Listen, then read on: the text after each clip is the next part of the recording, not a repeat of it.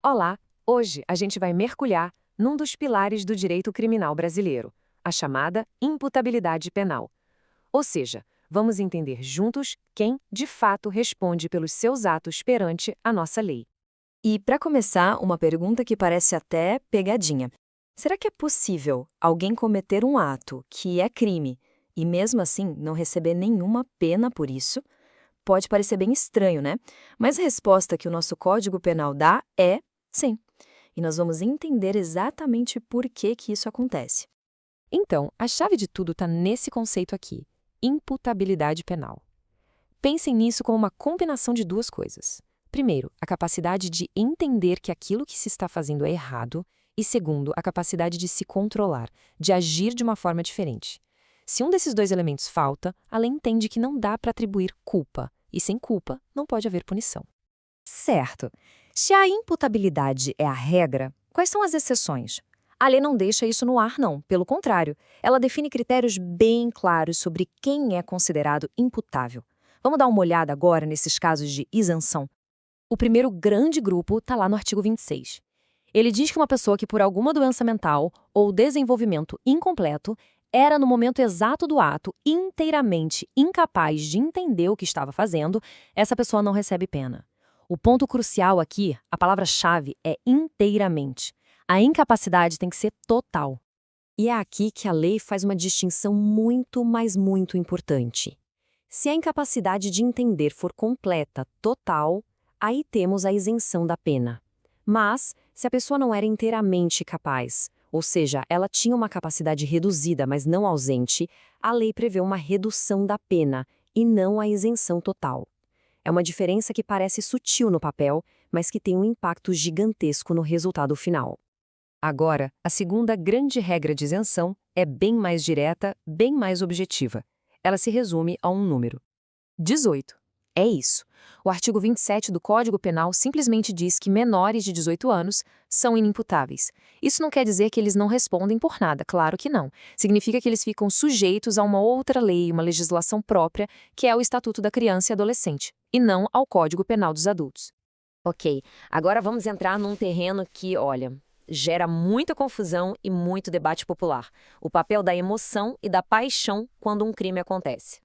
Uma dúvida muito comum: e quando alguém age sob o domínio de uma emoção muito forte, como ciúme, raiva, ódio, a lei leva em conta o famoso crime passional como uma justificativa? A resposta do Código Penal para isso é um sonoro e categórico não. Emoção ou paixão, não importa o quão intensas elas sejam, não tiram a responsabilidade criminal de ninguém. O texto da lei, como a gente vê, é explícito. O legislador entendeu que, por mais fortes que sejam os sentimentos de uma pessoa imputável, se espera o autocontrole. A emoção, em alguns casos específicos, pode até funcionar como uma atenuante para reduzir a pena, mas jamais como uma desculpa para tirar toda a responsabilidade. Seguindo em frente, vamos para outro tema igualmente complexo e que muita gente interpreta errado: o efeito do álcool e de outras substâncias. Pois é, o mesmo artigo 28 que trata da emoção também fala da embriaguez. E a regra geral é clara: se a pessoa se embriagou porque quis ou até por descuido, ela continua sendo plenamente responsável pelos seus atos. A lei parte daquele princípio de que quem se coloca nesse estado de embriaguez meio que assume o risco das consequências. Mas aí fica a pergunta, né? Quer dizer que não existe nenhuma situação em que a embriaguez possa ser levada em conta para isentar alguém da pena? Na verdade, existe sim uma exceção, mas ela é muito, muito específica. A lei fala em embriaguez completa que seja acidental. O termo técnico é por caso fortuito ou força maior. Pense em alguém que teve a bebida batizada ou que foi forçado a beber algo sem saber. Se essa intoxicação acidental tirar inteiramente a capacidade de entendimento da pessoa, aí sim ela pode ser isenta de pena. A lógica da lei, então, ela é bem precisa, é um passo a passo. Primeiro, se analisa a origem da embriaguez. Foi por escolha da pessoa? Se a resposta for sim, a responsabilidade continua. Se foi acidental, aí a lei vai analisar a consequência. Esse acidente causou uma incapacidade total, pode haver isenção. Causou só uma incapacidade parcial, aí pode haver uma redução da pena. Juntando todas essas peças, a gente começa a ver o princípio fundamental que guia o Código Penal nessa área toda.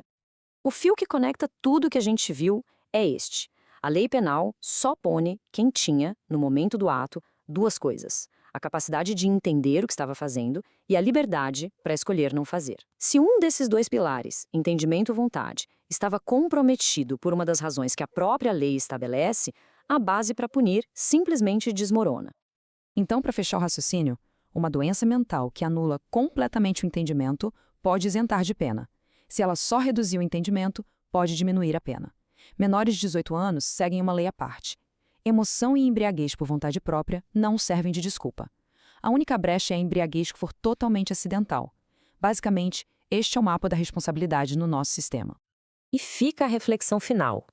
Ao traçar essas linhas tão definidas sobre quem responde e quem não responde por um crime, será que o nosso sistema legal alcança o equilíbrio ideal entre a justiça para a sociedade e a análise da responsabilidade de cada indivíduo? É uma questão fundamental que define os limites da justiça no nosso dia a dia.